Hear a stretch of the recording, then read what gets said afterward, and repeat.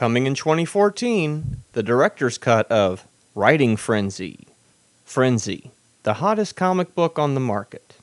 Billy Shaw, the screenwriter assigned to write the Frenzy movie. One problem. Billy's totally blocked. Now, Billy travels to the comic book store that the creator of Frenzy died in an attempt to inspire himself. Will it do the trick?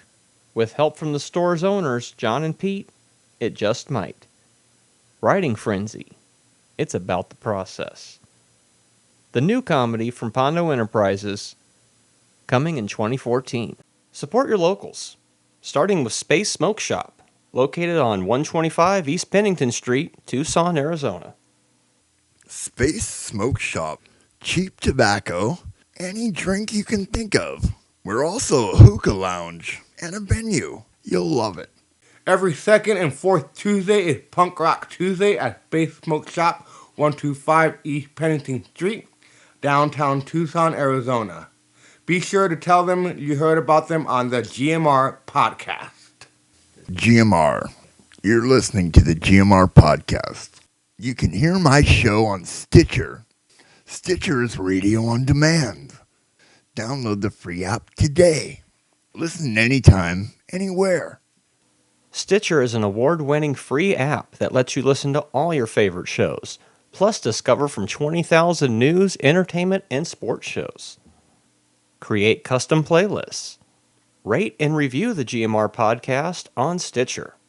Available on iOS, Android, Nook, and iPad. And over 4 million car dashboards. On demand and on the go. No downloading, no syncing, no wasted memory. Stream your favorite podcast. Don't have Stitcher? Download it free today at Stitcher.com or in the App Store. Who is John? That's a question that quite a few people already know the answer to, and now it's time for you to find out who is John. Go to whoisjohn.com, that's WHOISZHON, and you can watch the entire 20-episode series for free. It's the story of Jean, an alien, or is he, who crash-landed on Earth many, many years ago, or did he, who has now turned himself in to the authorities and claims he'll answer all of their questions. Or will he? Check it out. whoisjohn.com. WHOISZHON.com.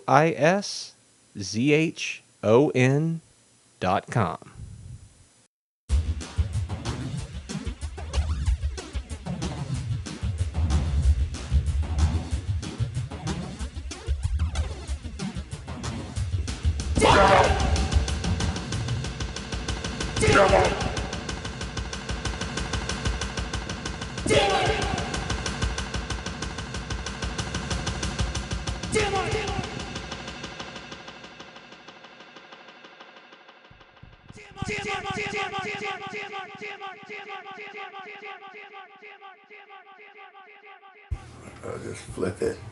GMR. I'll flip it. GMR.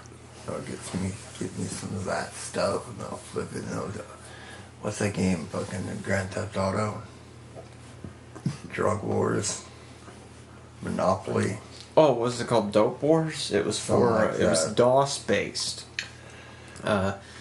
It was all text. You remember that old board game that was it was like a drug board game where it was like Monopoly or like Life or something. Yeah, there's several variants of Yeah, that's crazy. I even saw one Ghetto-opoly the other day. Oh yeah, I'm not talking. No, it was nothing to do with Monopoly. It was just some you could order in High Times. Times. Back in the day. All the gimmicky. You know, I thought advertising in High Times would be a great idea, right? You think, oh yeah, there's a lot of publicity, right? So we get an ad for the marijuana smoothie. Yeah. In High Times. How much that cost? It cost $1,000. 1,000. So that's part of the budget. That'll work. That was the budget. Nobody got paid in that fucking movie, right? No. I know I didn't. I was gonna say, did you ever see a dime? No. Nah, I saw a lot of benefits on the side, maybe. right? And we didn't sell one Not copy. one through that outlet. Yeah. So $1,000. The crazy thing is they ran the ad for a second month and charged us again, and we went, wait a minute, no. But Once is enough. We can't spend so $2,000 So you got 2 months and still for nothing. one. Yeah, and then the third month, And it's still out they there. ran the ad the third month. So 3 months. 3 months, not one sale. They only charged us for the 1 month because they realized, oh, most people want to do a How continual much were you ad. charging? I think it was like $20 a $20 disc or see? something. That's an investment right Yeah. there. Not a single one. Not a single But one. We do have the ad for the movie and 3 issues of High Times. So, for whatever that's worth. It'll be there forever. Yeah. Do you have those issues? Yeah, they're around here somewhere. They're probably in one of those long boxes. Long boxes. Somewhere around here. Or I think I have one that's just a magazine box tucked around here somewhere. But, yeah, that was a failed experiment. It's funny, we also put an ad for Comic Book Diaries in Knights of the Dinner Table, which is an independent black and white comic book about role-playing that Cliff likes a lot. We actually sold a couple copies for that one, and that ad only cost a couple $100. Both ways we lost money. But, And that's what money's for, right? yeah. To lose. You're not in this to make money, because if you are, fuck. You either have enough money or not enough money. You fucked up, right? If you were in this to make a bunch of money, well, you've made some. You're in this to Just to do it. work more your than craft, anything, yeah. to you know, I enjoy doing it. to do it. Back in the day, it was real easy. Well, it wasn't real easy. It was easier, I should say, because you could sell your movies on VHS to rental stores for $80 a tape. And after you've sold all your tapes to all the stores throughout the country, Oh, yeah, you've you're made your done. money. You're You know, done. that's how all that You're out stuff of got it. made back when. And now, I mean, you can make money off of it with commercials on YouTube and Or whatnot. those but promos, it's difficult. Like that. What the fuck was the name of that movie that we watched? The one with the robot dude, Tim Thompson, Oh, Nemesis. Nemesis. Like that box. That movie is like part of a promotional thing. It was like you could buy 6 of these movies for $180. Boom, you're making your money back. That's if the you way the you got system 6 used of to them work. on the fucking shelf. Why anybody who wants that fucking tape, they're not gonna have to be like, oh damn, I have to wait a week to get Nemesis now. And then by then you forget about it because then there's a new thing on the shelf. But that's not how it was. You'd wait for Nemesis. If you'd known Nemesis was out there, you'd have been like, your video store probably chose not to buy Nemesis. They're probably like, nah, we're gonna pass on these Nemesis. They're a little pricey. We're not into it. That's how you used to I make your don't money remember off seeing of it. this movie. And No. apparently it's And popular. 'cause Yeah, there's enough to there's 3 sequels to it. 3 sequels.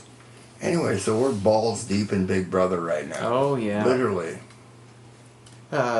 We just saw the first eviction of the season of Big Brother 16 here in the year 2014, because the odds are you're listening to this and this happened a long time ago. Just based off the fact that this podcast is going to be around longer than the week it was made. But anyways, yeah, Joey Longer. left. And I think she's gone, because they told her everything. Oh yeah, she's gone. No twist there, so maybe later, because there seems to be more weeks than contestants. It's always that way. Then they do double evictions and, fast forwards. So it's kind of like the whole thing's a fast forward without a double eviction every week. With this battle of the block and the 2 head of households, and still only 1 person leaves, so They're They're just just messing with people's throwing an heads. extra way to throw in a competition. yeah. Usually that would be the have not competition And I on guess the Sunday, but they all volunteered. that's right. And who was the first person to volunteer? Blue-haired girl, Joey. And now the new volunteer is Caleb, apparently saying, Who else "Put me up as a volunteered? pawn." Do you remember who else volunteered to be have-nots? I'd have to look. You ought to look that up. He's gonna look that up. Are they still have-nots? I don't know. I don't do the hamster watch, and I haven't seen any voting on food or anything yet. Let's see here. Nobody's a have-not right now, so. Also, they all had to do a week. Now the current drinking game is take a swig whenever one of them says "I love you." Take two for "I love you guys." I used to love a drinking game. You know what my favorite drinking game was? When they were drinking. That's the best. I could, if I got me a Steel Reserve and some Big Brother after dark, I could just sit there for hours. And I'm just happy as fuck. And every time they take a drink, because they're only allowed some nights they're only getting 6 beers for 13 people or 12 people. That's not much. So you got to cut deals. You know what I'm saying? Who's drinking? They do that to stir up the pot. Plus, Speaking of stirring the pot, I'm reading all sorts of shit's going on there right now. right now, right at this moment, these motherfuckers are in there. An hour ago, a second pinky swear between Paula and Devin. I'm not going to put you up. Devin. I hate Devin. This kid, and I'm going to call him a kid because what is he, 20? 23? Something like that. And aren't 23-year-olds kids? Well, to us, yeah. How many, well, yeah. Remember, what were you like at 23? Oh, I thought I was old. And you thought you knew stuff, Yeah. right? And you had to kind of I figure knew it out. some things, but of course You were married by that age, weren't you? Almost. Almost. That's right about then. And you know what the funny thing is now is, in not even 5 years from now, we'll look back at this and go, remember when you were 40 something and you thought you knew it all? Some shit, dude. But now that I'm in my 50s, I really got it figured out. You know, I would think that were true, but I know Mark Brady. Okay, I love Mark Brady. But okay, Mark Brady is our Donnie. he is our Donnie. I wonder how Mark would handle himself in there. Just like Donnie. You think he would? Yeah, And I think we're seeing that play out right now. people would like him. Oh yeah, he'd go over big in there. I didn't. Oh fuck. Donnie is my favorite. I think Donnie has the most likable factor. He's got the. He's Duck Dynasty. And yet, yet he's not the hunter. Yeah. The hunter guy, oh, I'm going to cry because I put some people on the block. What do you think about that? Caleb crying because he put... Well, they're letting the house get to him already. Some people are just not meant to be cooped up in a house like that. They You think start to Caleb's snap. going to snap? I think we're already seeing it. I mean, if you're crying within the first week, and I'd probably be crying within the first hour, but It's hard to say till you're in there. that's so true. It is. I don't you think... know. Yeah, I think there's a... We speak solely as, outside looking in point of view. It's going to be interesting to have a little bit of insight It really is. into this show because, in case we haven't mentioned it, Oh, yeah. Christine from Tucson, who's in the Big Brother house, is the spouse of this guy I work with at my job. His name is Tim. It's kind of insane how close the Big Brother bomb went off. They talk about the bomb squad. I feel like, well, the first bomb was dropped on Tucson about 2 weeks ago. And so it's bizarre to be seeing it through his point of view. It's like that's right. You guys it's crazy. You guys were watching it. Yeah, we at were work watching tonight, right? Yeah, little portions of it. Yeah. Anyway, you buy the live feed. I'd recommend, if you can afford it, buy the live feed. Yeah, I'm getting hooked on the After Darks, which is all I can fit in of what would be like a live feed, a 2-hour slab. This is the first year you've done After Darks, right? Yeah, and doing them from the beginning really got me a feel for it. That and the fact that, my coworker's wife is in there, and that's just kind of insane. Yes. I mean, these things do happen, of course. People get picked and they go on there, but it's just like, wow, from being such a super fan of Big Brother to now being able to see the show from that point of view, it puts a whole different slant on it. It's hard for me I still want to root for Donnie, but I know it's like, well, I really want to see Christine win because I want to see them get the money. I think Christine is... She's so doing far, good. she's good. She's allied herself with all these guys who think they know every fucking thing. Mm-hmm. She's allied with the Bomb Squad. Am I saying that? Allied? Is that her? Allied. She's aligned herself. Maybe that's what the word I'm trying to say. Aligned herself with what did they call themselves? The Bomb Squad. The Bomb Squad. Or she got pulled into it because Devin's a crazy nut job. He said, we need 2 more members in the middle of the night.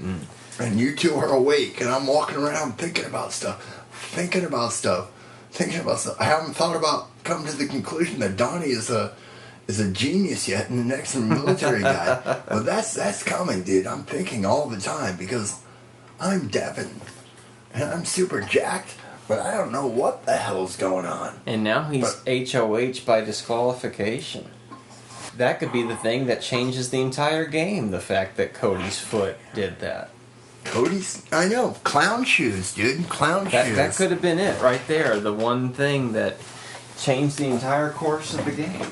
Oh, it's just that. Oh, okay. I didn't know if something had spilled in the studio. No. Jimmy gets upset when you spill things in the studio. You're not supposed to bring beverages into the studio. He hasn't popped his head in for a while on us, so. I see him downtown a lot. I did when I was down. Now, bag noises. Let me get these bag noises. Bag noises is a new thing we're trying out here. This is the 79th GMR Podcast. That's crazy. What were we doing 20 years ago tonight, dude? 20 years ago tonight? Well, we were in the alley. That was one of the Boozy Gallery shows. When was the rain show? The rain show was sometime early September. That late? Yeah. Because it was the last one that we got to do in the Boozy Gallery. And then it was like 2 months went by, and then we started up in the alleyway at that point. 20 years ago today, give or take.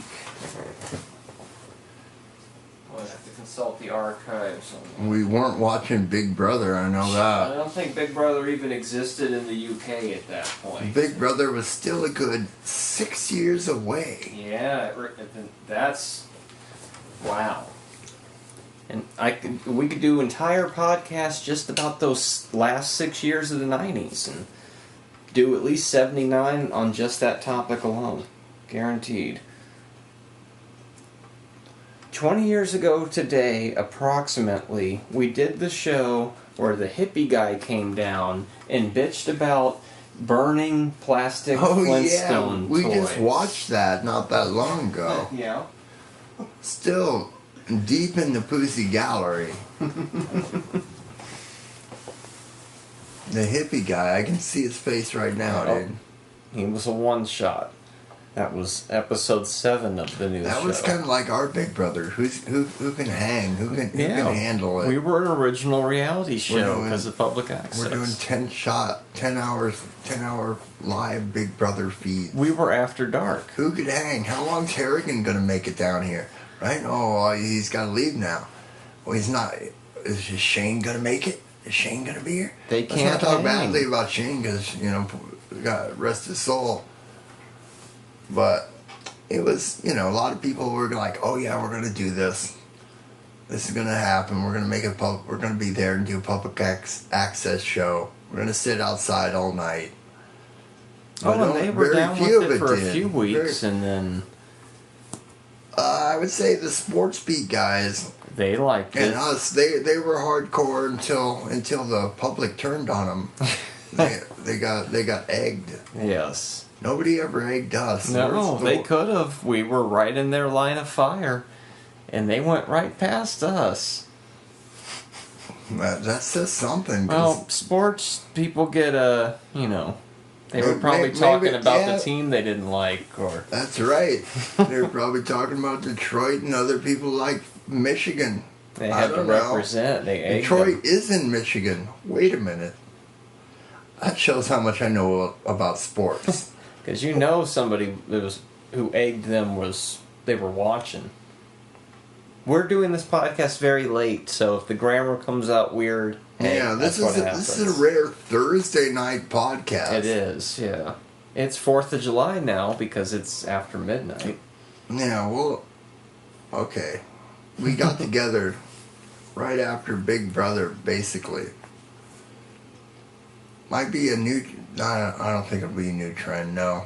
No, it was because it's 4th of July. 4th of Different July. activities happen. Yeah. Going to a big 4th of July party tomorrow, and hopefully Marty and Ray will be able to come to this. JJ Styles. Kind of a punk rock Tuesday on a Friday. Punk Rock Fridays. Punk Rock Fridays at JJ Styles' house. Woo! Plus, Ric Flair's coming to town. Yeah. And Bret Hart. Mm-hmm. God damn it. That's the power of the secret. When you focus on things enough, you make them happen. You don't have the money to loan me to go see it. Unfortunately, all my money's gone because my fucking car. But, at least the car's running. Got us to Comic-Con and back. Yep. Got one more trip out of it to Phoenix and back. Plus Comic-Con's pricey. Yeah. I'd already had money set aside for that, and, did I tell this story in the last podcast? I don't. I might have, went to the but movies it's a funny one, because I realized I had more money than I thought, and then 4 days later, all that money went to to pay off my car, so that's the way it goes. So the real sad part about this story is Ric Flair is coming to town again, and he's not getting any younger. And I don't have the money to go see him. It's like $30 to get the cheapest package, right? So that doesn't seem like a lot of money, but damn it, I don't have that much money anymore. Yeah, you got, 16 days or something like that? Yeah, so I need to raise some money, get a Kickstarter. Start a Kickstarter so I can go see Ric Flair. Let's do that today, dude. Tonight. Kickstarter so I can go see Ric Flair. Get that shit going. Come on, guys. Don't you need at least 30 days for that? Get behind me. Just send money directly to @GMR Podcast. No, it's not going to work unless we get a Kickstarter. Because that'll attract just people who are just browsing through Kickstarter. We used to ask for just straight up donations. Yeah, Bring us donuts. All we ever got was soda and cigarettes. One guy brought us donuts. And donuts. One night. One night they told us to go to the Safeway. And we did, and there was nobody there. We totally fell for that shit. They worked us, dude. I think we knew, but we wanted the excuse to go on the road location reporting. What were we driving? Somebody had a vehicle. Who? Well, that was probably Debbie. When I think about it now, because who else had a car? Debbie? Yeah. Debbie? What did you call her? Debbie, not Debbie. Who's Debbie? That was my ex's friend. Oh. She was the one who was driving. I can't think of anybody else who had a vehicle that was willing to go investigate that nonsense. Yeah, because I didn't have one then. Did I? Not at that point. Not in the Poozy Gallery. The Deathmobile came later. That was Well, I was more of trying a to get 96 thing. my station wagon from Fred at that time. Remember? Oh, yeah. Fred, I bought a car off Fred, and then he wouldn't give it to me